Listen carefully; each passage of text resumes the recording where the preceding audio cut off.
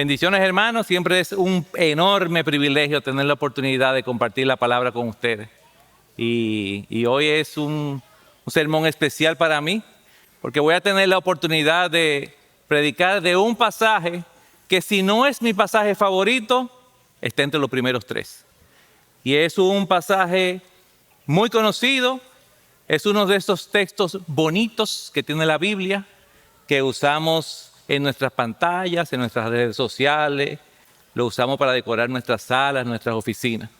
Y es un pasaje que se encuentra en la carta de Pablo a los Filipenses, capítulo 4, versículos 6 y 7. Voy a leer en la nueva versión, en la Nueva Biblia de las Américas. Dice: por nada estén afanosos, antes bien en todo, mediante oración y súplica con acción de gracias, sean dadas a conocer sus peticiones delante de Dios. Y la paz de Dios, que sobrepasa todo entendimiento, guardará sus corazones y sus mentes en Cristo Jesús. Señor, gracias. Gracias, Padre, porque hace muchos años, Señor, tú inspiraste al apóstol Pablo para escribirle esto a una iglesia joven, con muchas necesidades. Pero, Padre, esas mismas necesidades las tenemos nosotros, más de 2000 años después, y sabemos, Señor, que necesitamos entenderlo. Ayúdanos, Señor, a verlo de una manera fresca. Sabemos, Padre, que todo lo que estamos aquí, lo más seguro, hemos leído este pasaje muchas veces, pero queremos que hoy tome un color especial y sea usado por tu Espíritu en nuestras vidas, en Cristo Jesús. ¿Cuántas veces nosotros habremos leído estos versículos? ¿Cuántas veces nosotros los hemos repetido? ¿Cuántos de nosotros incluso nos lo sabemos de memoria? Y es que este es uno de esos textos que nosotros le damos los cristianos con un valor como de mantra. Y los repetimos, y los repetimos, y los repetimos. Sobre todo esa primera parte. Por nada estén afanosos, por nada estén afanosos, por nada, por nada. Por nada, nada, nada. Y creemos que simplemente repitiéndolo va a surtir efecto. Y de esta manera entendemos que todos nuestros problemas van a ser resueltos. Y de alguna forma entendemos que nuestros corazones y nuestras mentes van a ser aplacados. Mi propuesta el día de hoy es que revisitemos este pasaje y lo pongamos en su justo lugar y le otorguemos su real importancia. Yo he titulado este sermón, Ocupado orando. Y yo no sé si a ustedes les pasa, pero yo sufro de inconscientemente hacer brincos mentales cuando estoy estudiando la Biblia. Y cuando llego a uno de esos pasajes, que ya me lo sé de memoria, es como que mi cerebro me dice, ya esa info la tenemos, brinca, concéntrate en los versículos de más para abajo. Ya eso está en el disco duro, tú no tienes que volver a leerlo. No me mete información repetida, que ya tú no tienes 25 años. Aliméntame de información nueva, de información diferente. Y esa manera de razonar de muchos de nosotros nos lleva a dejar de reflexionar y a dejar incluso de disfrutar de un sinnúmero de principios fundamentales que Dios quiere que nosotros nos apropiemos, los practiquemos, pero que sobre todo los revisitemos periódicamente. Y se nos olvida que quien diseñó nuestro cerebro nos dejó instrucciones específicas de que su palabra, su ley, sus principios deben ser repetidos. Repítelo de día y de noche, en la casa, en la calle. Colócalos en todo lugar que tú puedas ver para que no se te olvide. Pero nosotros entendemos que eso es un mandato que solamente aplica a nuestros niños de la escuela dominical. Y realmente una de las bendiciones que Dios ha traído a mi vida ha sido la oportunidad de poder leer la Biblia en diferentes versiones. Y así por muchos años, leí la Biblia en la versión Reina Valera del 60. Y me aprendí muchísimos versículos, incluyendo este. Pero luego tuve la oportunidad de trabajar con la versión de las Américas y vi cómo esos mismos versículos con otras palabras se veían como más cercanos. Pero recientemente estoy disfrutando la novedad de leerla y compararla con la versión Nueva Traducción Viviente. Y de esa forma he tomado la costumbre de detenerme a ver los diferentes términos que se utilizan para transmitir el mensaje y que no cambian en las diferentes versiones. Y cuando yo me encuentro con ese tipo de palabras que no cambian en ninguna de las versiones, wow, confirmo que realmente son términos importantes para el texto. Y este pasaje de Filipenses, estos 2 versículos, tienen varios de esos términos que no hay forma de sustituirlos o de poner un sinónimo que plasme mejor la idea de lo que el autor bíblico inspirado quería escribir.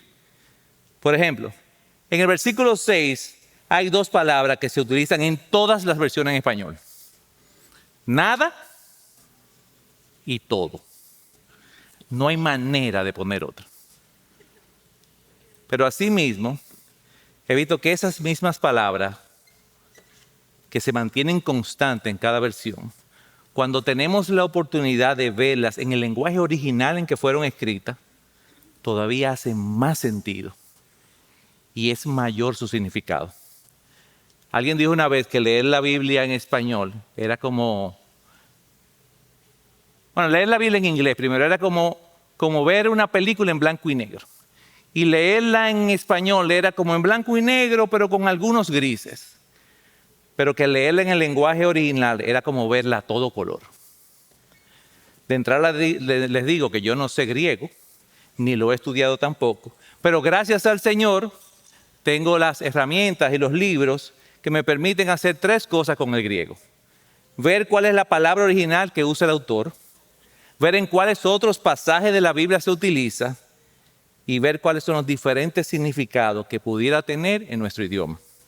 Y para mí, perdón por los doctores que estén aquí, eso es suficiente. Entonces, a partir de ahora, nosotros vamos a desempacar lo más que podamos estos 2 versículos en una forma que podamos apreciar y dimensionar las palabras del apóstol Pablo cuando abrió su corazón a los miembros de la iglesia de Filipo. Y a propósito de esa iglesia, todos sabemos que Filipo fue la primera iglesia que fundó el apóstol Pablo en Macedonia, por lo tanto en Europa. Y esa fue una plantación muy diferente. Esa plantación no fue el fruto de un estudio de factibilidad realizado por el apóstol Pablo, ni de una estrategia misionera de su equipo de plantación. Miren cómo inicia la iglesia de Filipo. Dice el libro de los Hechos en el capítulo 16 lo siguiente. Pasaron por la región de Frigia y Galacia y habiendo sido impedidos por el Espíritu Santo de hablar la palabra en Asia, cuando llegaron a Misia intentaron ir a Bitinia, pero el Espíritu de Jesús no se lo permitió. Y por la noche se le mostró a Pablo una visión. Un hombre de Macedonia estaba de pie, suplicándole, pasa a Macedonia y ayúdanos. Cuando tuvo la visión, enseguida procuramos ir a Macedonia, persuadidos de que Dios nos había llamado para anunciarles el Evangelio. El Espíritu le dijo, por aquí, no, por aquí, tampoco, los quiero por aquí. Y miren el proceso de plantación. Primero, inicia con un estudio bíblico al lado de un río donde solo iban mujeres. Se convierte en una mujer comerciante llamada Lidia. Hubo un problema con una de ellas que era esclava y que tenía un demonio de adivinación. Pablo expulsa el demonio y se busca tremendo problema con los jefes de la joven. Luego Pablo y Silas son azotados y los meten presos. Y a medianoche Dios manda un terremoto que abre las puertas de la cárcel. El jefe de la cárcel cree que se han escapado y amenaza con matarse. Y Pablo lo evita. Y el carcelero se convierte junto con toda su familia y listo. Pablo deja instalado a este equipo de plantación. Un grupo de mujeres lideradas por Lidia, un carcelero romano y toda su familia eran los principales. Pero sin embargo, esa iglesia plantada de esta manera con ese tipo de discípulos mostró una generosidad constante en la vida de Pablo. Dice Pablo que lo sostuvieron económicamente mientras estuvo en Tesalónica y más adelante cuando estuvo en Corinto. Pablo escribe a los Corintios lo siguiente: asimismo, hermanos, os hacemos saber la gracia de Dios que ha dado a las iglesias de Macedonia, que en grande prueba de tribulación, la abundancia de su gozo y su profunda pobreza abundaron en riquezas de su generosidad. Esa era la iglesia de Filipo. Es a esa iglesia que Pablo le escribe esta carta. No inmediatamente él la dejó, sino unos 10 o 12 años después. Y le escribe mientras él estuvo preso por primera vez en Roma. Y Pablo dice que él tenía 5 propósitos para escribirle esa carta. En primer lugar, quería expresar su gratitud por la ofrenda de los filipenses. Eso lo trata en el capítulo 4. En segundo lugar, quería que los filipenses supieran la razón por la cual él decidió regresarle a Epafrodito, para que no pensaran que su servicio a Pablo había sido insatisfactorio. Los filipenses mandan a un hermano para que acompañe a Pablo en la cárcel, pero lamentablemente ese hermano se enferma y Pablo tiene que decirle, no, vuelve a Filipo. En tercer lugar, él quería informarle acerca de cómo estaba la situación de su encarcelamiento en Roma. En cuarto lugar, él escribió para exhortarlos a que sean uno, que sean unidos. Y en quinto lugar, él escribió para advertirle de los falsos maestros. La carta a los filipenses es una carta de aliento, de motivación. Se podría decir que el tema más complicado que había en la iglesia era una diferencia de opiniones que había entre dos hermanas, Evodia y Síntique. Pero aparte de eso, Pablo se sentía orgulloso de esta iglesia. Él los llamaba corona y gozo mío. Eso sería como el premio mayor para un pastor, poder decir que su iglesia son corona y gozo mío. Y Pablo quería animarlo a seguir el camino del servicio a Cristo sin importar lo difícil que estuviera la vida. Pablo usaba su propio ejemplo, estando preso, para decirle que él estaba gozoso por la obra que estaba haciendo Dios en medio de la prisión. Y en este contexto es que Pablo escribe su capítulo 4. El autor preso, pasando las 1001, pero gozoso. El destinatario, una iglesia pobre, con muchas dificultades, pero muy generosa. Y a esa iglesia Pablo le dice, por nada estén afanosos. Como diría el pastor Luis Méndez, aquí nada significa nada. Eso exactamente significa, en el original, en el griego, literalmente, ni una sola cosa, absolutamente nada, exclusividad total. Pablo elimina cualquier excepción que pueda justificar la ansiedad. Por nada estén afanosas, ni la cárcel, ni las pruebas, ni la precariedad económica, ni las diferencias de opinión entre hermanas, nada, absolutamente nada. Estén afanosos. La palabra original en el griego es merinao, que se traduce normalmente como estar ansioso, estar inquieto, estar preocupado. Pero etimológicamente, merinao se forma de 2 palabras en griego. Meri, que viene de la palabra merizo, que significa dividir, y nao, que viene de nous, que es mente. O sea, que literalmente afanoso significa tener la mente dividida. Y hermanos, para mí, conocer el término afanoso en el original hizo que este pasaje cobrara vida de nuevo. Y ahora me confronta muchísimo más. Ya no era simplemente estar ansioso, inquieto, preocupado. Merinao es un concepto muy gráfico y transmite una imagen de una mente partida en muchos pedazos. Una mente que está siendo alada por muchas fuerzas al mismo tiempo en diferentes direcciones. Eso es lo que significa la palabra. Una mente distraída por 1000 preocupaciones al mismo tiempo. Una mente que ha perdido la capacidad de enfocarse en una sola cosa. ¿Les suena familiar? Tú estás sentado en tu escritorio, en tu oficina o en tu casa y decides terminar de escribir un correo que tú tienes 2 días escribiendo, pero siempre aparece algo que interrumpe. Te entra un correo que dice urgente, urgente y tienes que leerlo. Te vibra el celular y ves que es una llamada del banco. WhatsApp comienza a darte notificaciones una detrás de otra. Tan, tan, tan, tan, tan. ¿Te acuerdas de una llamada que tú tenías que hacer hacía media hora? ¿Te suena la alarma del reloj porque no te has tomado la pastilla? ¿Te tocan a la puerta de la oficina o de la habitación y hay un niño llorando? Pero te mandan un videíto por Instagram y tú te quedas 20 minutos haciendo scrolling en el celular. Bienvenido al Merinao. O peor aún, tú estás acostado a medianoche, no puedes dormir, mirando el techo de la habitación fijamente, preocupado por las tensiones del trabajo, preocupado por tu jefe, preocupado por el dinero de la renta, preocupado por las deudas familiares, por un problema de salud de un hijo, por una conversación importante que estás tratando de evitar, pero sabes que tienes que hacerla. Y para colmo, hace 2 días que el carro tiene un sonido rarísimo que parece que es la transmisión. Y el problema es que estos pensamientos no es que están ahí, es que llega un punto tal que te estás enfermando. Tienes gastritis, te entran unos temblores, se te está cayendo el pelo, estás tomando decisiones que no son congruentes con tu vida cristiana, o peor aún, te sientes congelado, paralizado y no puedes hacer nada. Te estás dando cuenta que has dejado de tomar decisiones claves porque sencillamente estás tratando de hacerle frente a muchas cosas al mismo tiempo. No has podido poner en su justo lugar cada una de las cosas importantes.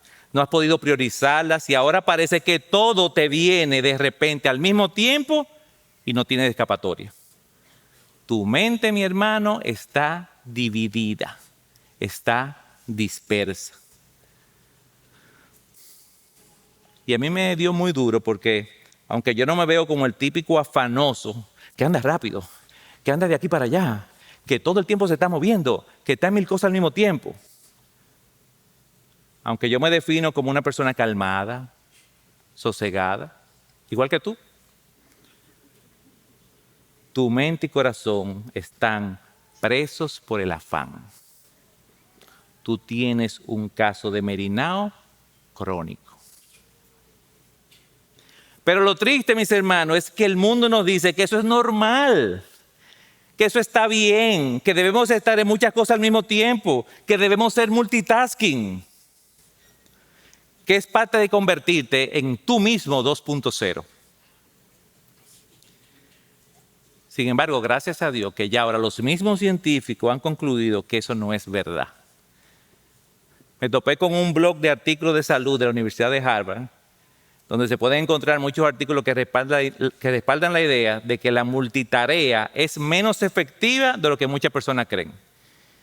Y dicen los artículos, producen errores, reducen la retención de información, fragmenta la atención y en general baja el rendimiento y calidad del trabajo mental y puede causar enfermedad. Y algunos de los artículos proponen estrategias bastante sólidas para mejorar el enfoque, como el monotasking. Trabajar en periodos definidos, priorizar tareas, evitar distracciones. 2000 años antes que Harvard, Pablo le está diciendo exactamente eso mismo a los filipenses. Mijitos, dejen de partir su mente en tantos pedazos. Dejen de alar su cerebro para diferentes lados al mismo tiempo. Se van a enfermar y no van a lograr nada. Recuerden lo que el maestro nos enseñó. No se afanen, Merinao, diciendo qué comeremos o qué beberemos o con qué nos vestiremos, porque los incrédulos buscan ansiosamente, Merinao, todas estas cosas. El Padre Celestial sabe que ustedes necesitan todas estas cosas, pero busquen primero su reino y su justicia y todas estas cosas les serán añadidas. Hermanos, estamos al cuidado de nuestro Padre, de ese a quien le cantamos. De ese a quien le cantamos. El pastor John MacArthur, en su comentario sobre este pasaje, dice lo siguiente. Miren qué cita. La ansiedad y la preocupación indican una falta de confianza en la sabiduría, la soberanía y el poder de Dios. ¿Ustedes están oyendo?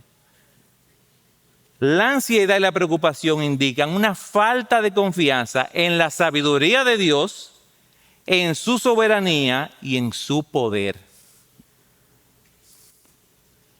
Pero Pablo no está planteando a los filipenses que la solución es simplemente dejen de preocuparse, ignoren los problemas, que ellos llegarán y ellos se irán. No, ¿cómo sigue el pasaje? Por nada estén afanosos, antes bien. Y aquí la conjunción que se utiliza en este texto no es un simple pero. Es una palabra en griego que se llama aya. Y aya transmite un contraste fuerte y enfático entre dos ideas opuestas. Si no, en cambio, en vez de.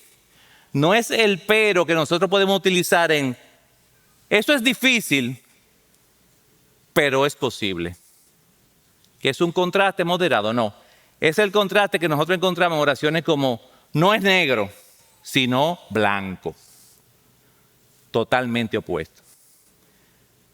Pablo está diciendo, mis hermanos, de la misma manera, con la misma intensidad, con el mismo tiempo que ocupan su mente en todas esas cosas, partido mucho pedazo, ustedes van a hacer una sola, lo opuesto. Y Pablo no deja el corazón en un vacío. No basta con no preocuparse, hay que reemplazar la ansiedad. ¿Y cómo dice que lo hagamos? Antes bien, primero dice, en todo. Otro absoluto del texto. Y todo significa todo. Ahí cabe la mayor preocupación, pero también el más mínimo detalle. Todo. ¿En todo qué? Mediante oración y súplica con acción de gracia. Oración, súplica y acción de gracia. Y son tres términos que muchas veces los usamos indistintamente. Pero aquí Pablo usa los tres y tiene una razón de por qué lo hace. Primero, oración. Aquí oración se refiere a la oración general. Se refiere a ese estilo de vida, a ese estado en que nos encontramos constantemente en relación con Dios. Ese orar sin cesar. Es cuando nos mantenemos con un canal abierto de comunicación con Dios constantemente. Súplica aquí se refiere a ese ruego específico, a ese clamor desde la necesidad, a ese grito desesperado, a ese pedido que un hijo le hace a un padre porque sabe que su papá es el único que puede ayudarle. Y acción de gracias se refiere a esa actitud de agradecimiento con la que debemos hablar con Dios, porque tenemos la certeza de que nuestra oración será escuchada y atendida. Y es una gratitud que brota incluso antes de recibir respuesta. Hermanos, la ansiedad y la preocupación se vencen en tres pasos: orar, suplicar y agradecer. Y como ya dijimos, no es simplemente un cambio de hábito, de preocuparse a no preocuparse, sino un contraste radical. Del afán, que es una mente dividida en muchos pedazos, a la oración, que es la mente enfocada en una sola cosa: Dios. Pablo nos enseña que no existe un terreno neutral. O la ansiedad ocupa el corazón, o la oración lo ocupa.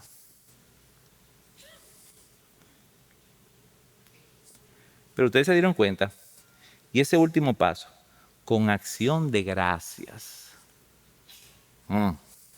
Dar gracias en medio de la prueba, en medio de este problema que yo tengo. Y no está Pablo pidiéndonos mucho. Ok, yo te compro la vida de oración y la súplica. Pero con todo esto que yo estoy pasando, también yo tengo que detenerme a darle gracias a Dios. El comentarista Matthew Henry tiene una cita que me encanta acerca de su reacción en un momento en que él fue atracado y fue robado. Y dice Matthew Henry, quiero dar gracias. Primero, porque nunca antes me habían robado. Segundo, porque aunque me quitaron la cartera, no me quitaron la vida. Tercero, porque aunque me quitaron lo que tenía, total no era mucho. Y cuarto, porque fui yo quien fue robado y no fui yo el atracador. No una. 4 razones para dar gracias en medio de un atraco. Eso es ser agradecido. Eso es tener acciones de gracia.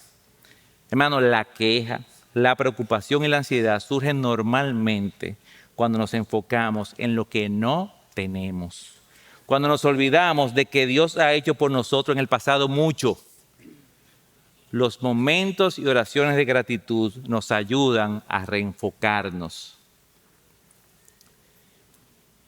Si tú te sientes ansioso en medio de una prueba, detente. Y ponte a pensar y recuerda cómo Dios ha sido fiel en tu vida a lo largo del tiempo. Detente. Recuérdate las veces que tú tuviste en pruebas similares y que tú te sentiste igual de ansioso o quizás más. Y Dios te mostró que Él estaba ahí contigo. Y lo grande es que te mostró que ese tiempo de prueba era necesario. Porque Él sabía que tú ibas a salir de esa prueba siendo un mejor hijo de Él. ¡Wow! No olvidemos que el apóstol Pablo está escribiendo esto desde la cárcel. Y miren lo que él escribe a los filipenses en el primer capítulo. Filipenses 1:12. Además, mis amados hermanos, quiero que sepan que algunas cosas, dice algunas cosas, todo lo que me ha sucedido en este lugar ha servido para difundir el evangelio. Todo. Hermano, tu gratitud habla del tipo de comunión que tú tienes con tu Dios. Habla de tu aprecio por lo que Él ha hecho contigo en el pasado. Pero también habla de cómo tú le das gloria por lo que Él es en tu vida presente. Y habla de tu vida de alabanza por lo que Él hará contigo.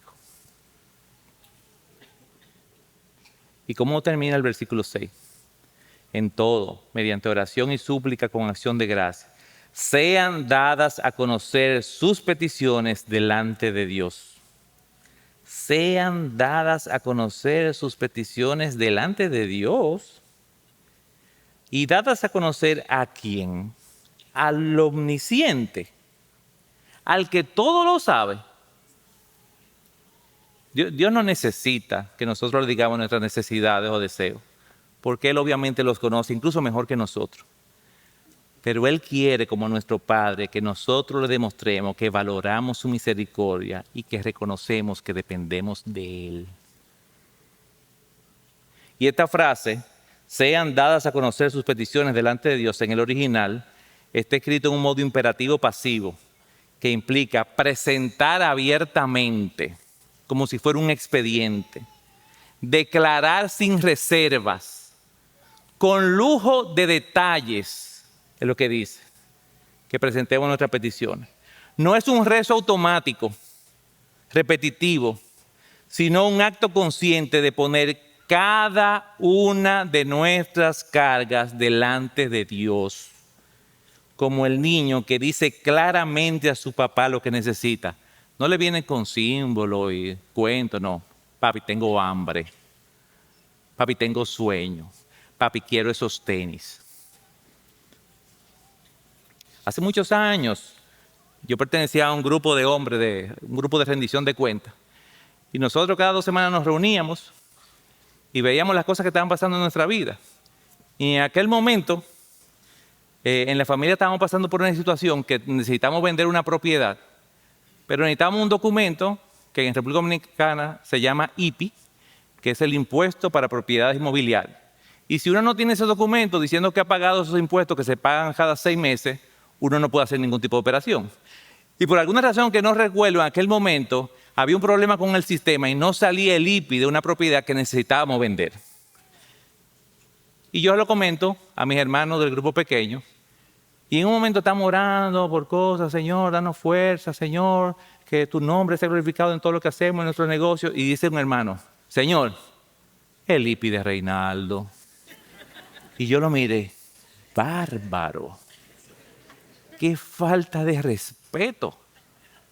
Orarle al Señor por un documento del gobierno, que lo más seguro me lo están dilatando porque quieren que yo le dé algo. Pedirle al Señor por eso.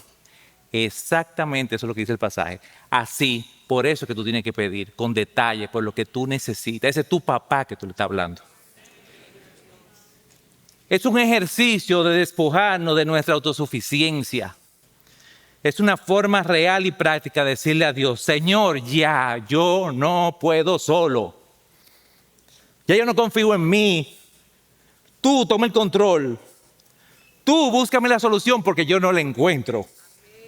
Mi confianza y mi esperanza está puesta en ti. Entonces, hermanos, cuando llegamos ahí, podemos leer el versículo 7. Y la paz de Dios. Y la paz de Dios.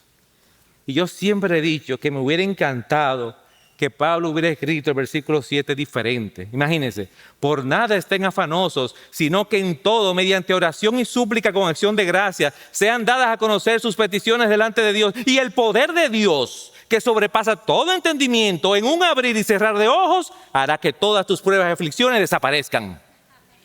¡Wow! ¡Wow! Pero este pasaje no habla de que nuestros problemas van a desaparecer. ¿Saben por qué? Porque Dios sabe que yo los necesito.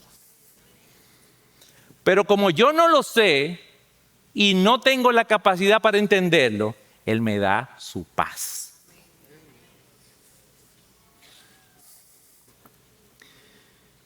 Y su paz hará que yo vea la misma prueba, pero de una forma diferente. La misma prueba que ayer me quitaba el sueño y me enfermaba, hoy, luego de presentarla delante de Dios y ponerla en sus manos en oración con fe, hoy esa misma prueba no tiene el poder de agobiarme.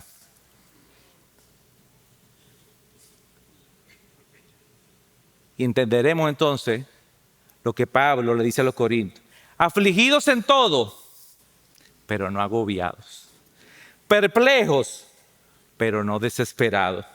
Perseguidos, pero no abandonados por Dios. Derribados, pero no destruidos. Y el término que se usa aquí en el original como paz, no se refiere a la paz que ocurre en la ausencia de conflicto o guerra. El término paz que se usa aquí en el original implica un bienestar integral, una plenitud, una armonía con Dios. Es una paz que viene de Dios mismo. Es el término que se usa en los evangelios cuando dice gloria a Dios en las alturas y en la tierra paz entre los hombres. Es una paz que viene del cielo. No es la paz que nosotros podemos fabricar con una negociación con otro país. Dios no solamente promete quitar la ansiedad, sino que promete sustituirla por su paz. Una paz activa y que restaura. Una paz que sobrepasa todo entendimiento. Una paz que nadie puede entender, aún el más sabio de la creación, porque es una paz que proviene de Dios mismo.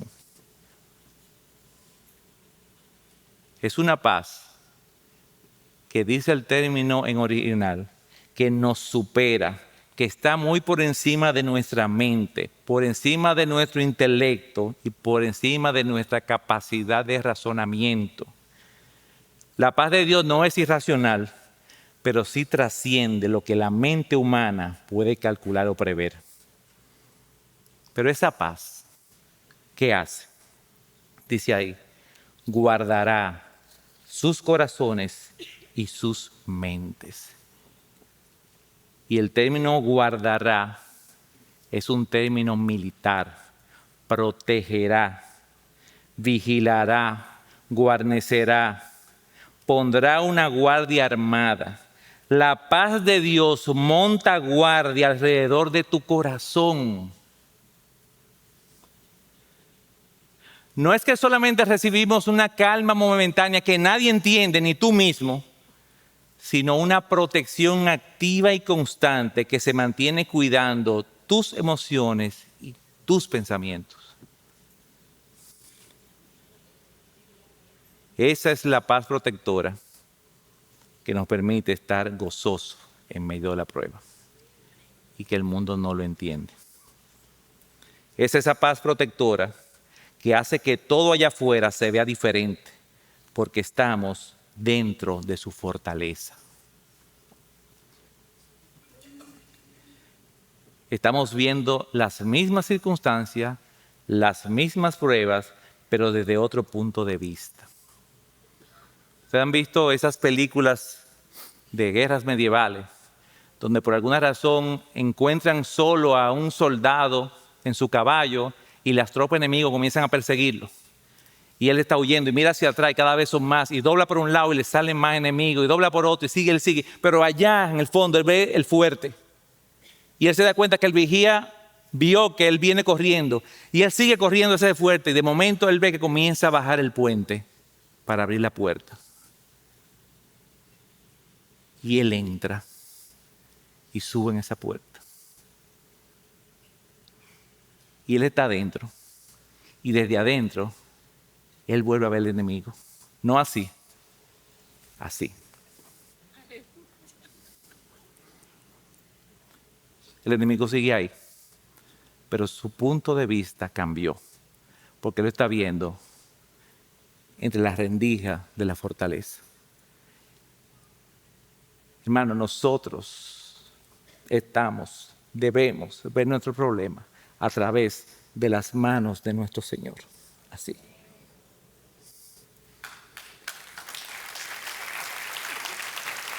Y créame que viendo todo el enemigo, viendo todas nuestras pruebas a través de los ojos de las manos de nuestro Señor, todo se ve diferente. Un cáncer se ve diferente. Una crisis económica se ve diferente. Tu soltería se ve diferente. Tu vejez se ve diferente. La rebeldía de un hijo adolescente se ve diferente.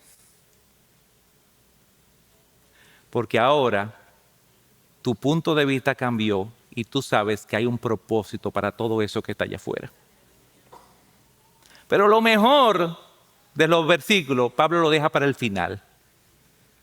¿Dónde guarda nuestra mente y corazón? En el mejor lugar. ¿Dónde dice? En Cristo Jesús. No en más nada ni en más nadie. En el único lugar de donde nadie nos puede separar, Cristo Jesús. Y la preposición usada para en se usa mucho en el griego. Se dice ev. Y tiene un sentido básico que implica tres aspectos diferentes.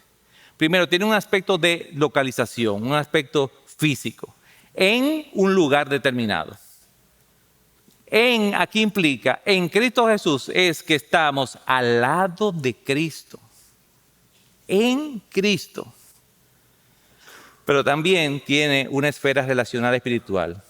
Ese en también implica vivir, moverse o existir dentro de una relación. Es como cuando usamos en español, ellos están en Amores. Amores no es un lugar, no hay una dirección, es una situación. en esa casa están en luto.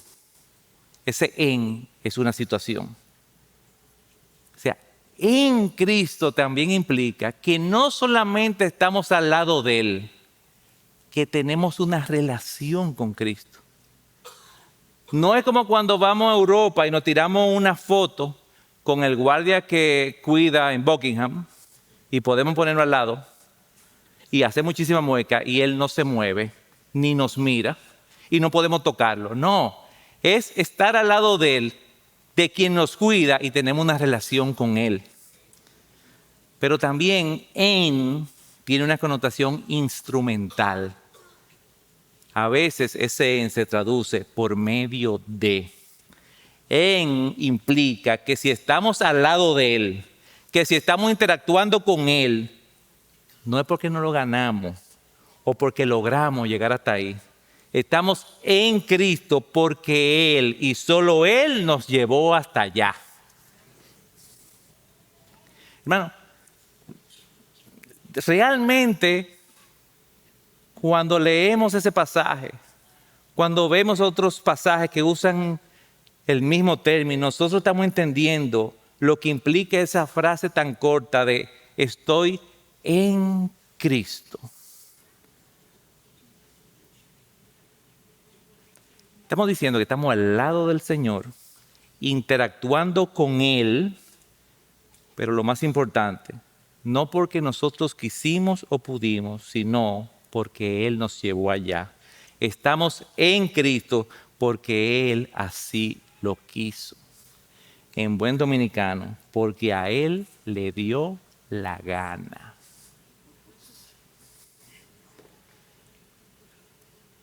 Entonces, fíjense cómo nosotros hemos visto estos dos versículos, frase por frase, palabra por palabra.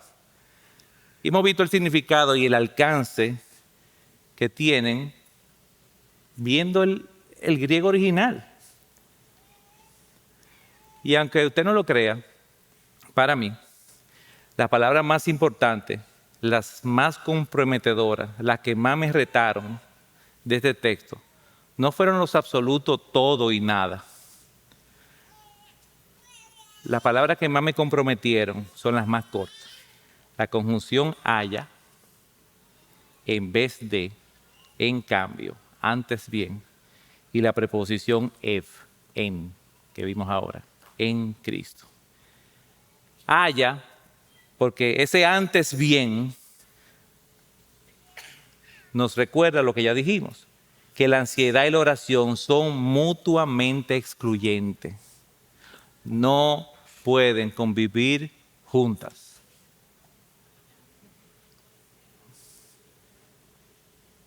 Pablo establece dos caminos totalmente opuestos que no se mezclan. Ansiedad es un corazón dividido, enfocado en problemas. Oración es un corazón unificado, enfocado solamente en Dios. No se puede mezclar. Pablo no encuentra un territorio neutral. Hermanos, si nosotros no transformamos nuestra ansiedad en oración, la ansiedad va a ocupar el espacio que la oración debe tener en nuestro corazón.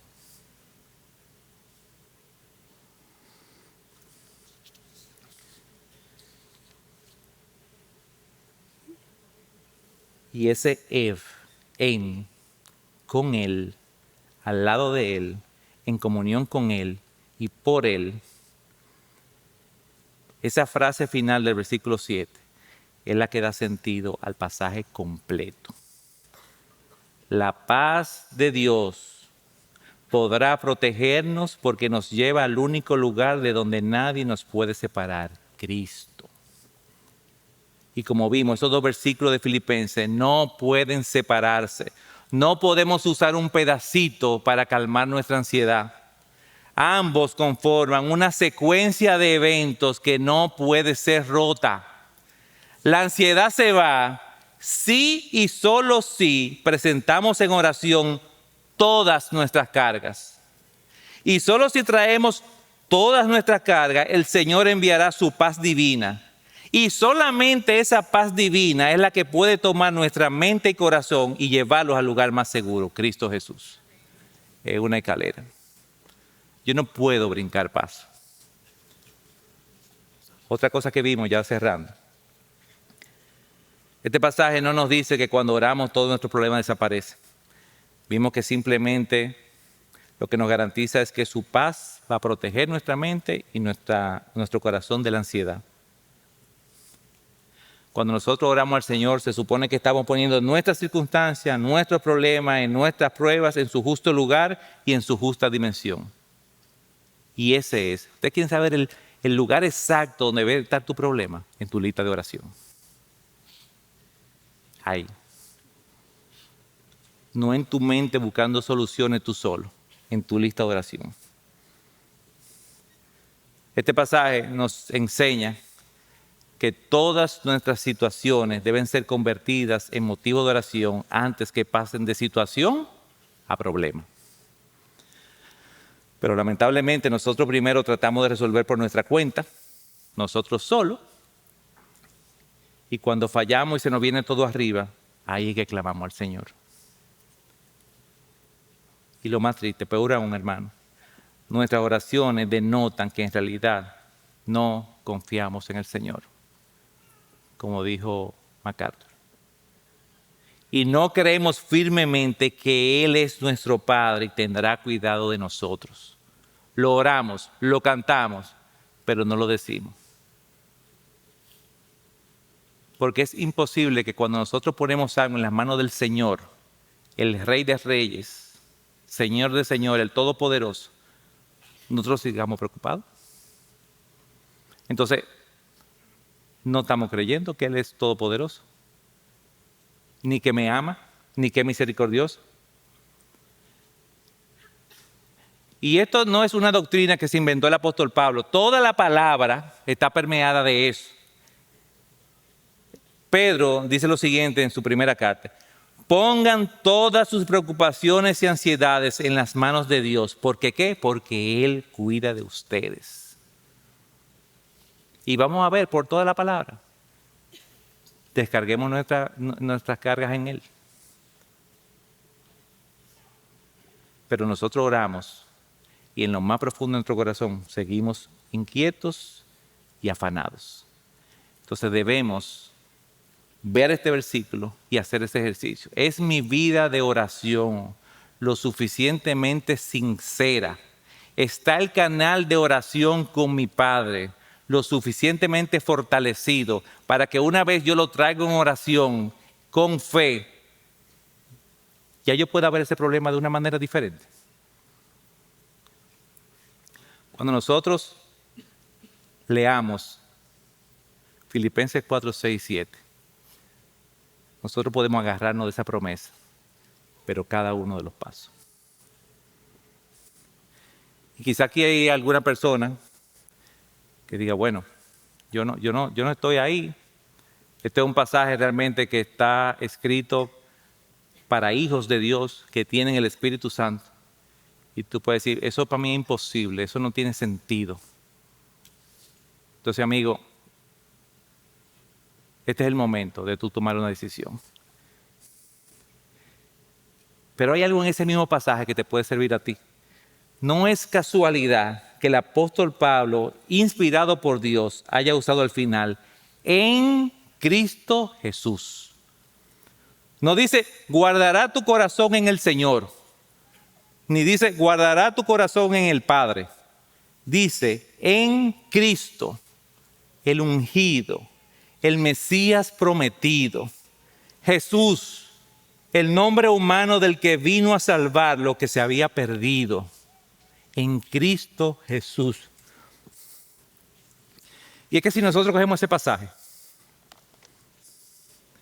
y lo volteamos, lo leemos al revés, de abajo hacia arriba, mi amigo que estás aquí, este mismo pasaje se convierte en la más maravillosa promesa de Dios para tu vida. ¿Cómo diría? Si estás en Cristo Jesús, si tú vienes a Él, si crees en Él como tu Salvador, si tú tienes una relación con Él, Tu mente y corazón disfrutarán de la protección y cuidado personal del Dios del universo, del Señor de señores, del Rey de reyes, del Creador de todo lo creado, del soberano, del omnisciente. Y una paz que nadie que no sea Él podrá entender, te gobernará, te invadirá, siempre y cuando traigas todas tus cargas, tus pecados, tus necesidades en oración a Él.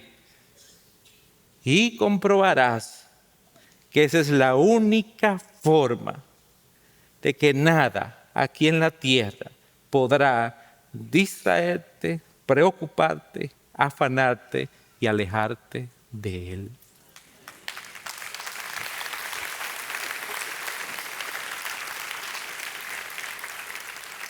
Hermano, este texto nos enseña a todos lo mismo. Cuando nosotros cogemos nuestras manos, le ponemos así y le suplicamos al Señor, Señor, mírame, conoce mi corazón, yo no puedo, yo te necesito, yo necesito tu sabiduría, necesito tu guía, necesito tu fuerza. Aquí están, con lujo de detalle, todo lo que está, no solamente en mi mente, sino en mi corazón. Y es más, Señor, yo quiero que tú entres a mi corazón y la cosa que yo ni siquiera entiendo, tú la veas, yo te la traigo delante de ti. Dice este pasaje que cuando nosotros hacemos eso, el Señor hace así y nos guarda. En Cristo Jesús es la promesa. Amén. Padre, wow, Señor, qué Dios nosotros tenemos. ¿Qué comunión contigo tenía el apóstol Pablo? ¿Qué manera de entender la realidad como un hijo tuyo? Señor, nosotros necesitamos eso. Nosotros necesitamos entender que tu palabra está ahí y que tú nos das la oportunidad de entender, Señor, que es tan actual como nunca, Padre. Vemos cómo términos usados hace 2000 años aplican perfectamente a nuestro día a día de hoy. Padre, eso solamente lo hace un ser soberano, que todos sus atributos sobrepasan nuestro entendimiento, Señor. Gracias, Señor, porque tu paz nos permite ver con propósito todo cuanto nos acontece. Gracias, Señor, porque con tu guarda, con tu fortaleza, nosotros podemos estar quietos. Tú nos mandas, Señor, a que confiemos en ti y que entendamos que si soltamos nuestras cargas y te las entregamos a ti, ya no tenemos que cogerlas otra vez. Gracias, Señor. Gracias por lo que tú eres. Gracias, Señor. Gracias, Padre, porque estamos en Cristo Jesús. Gracias por acceder a este recurso. Espero que haya sido de gran bendición para tu vida. Te sugiero que te suscribas a este canal de forma que tú puedas recibir notificación la próxima vez que hayamos subido un nuevo recurso que pueda servirte de instrucción y bendición.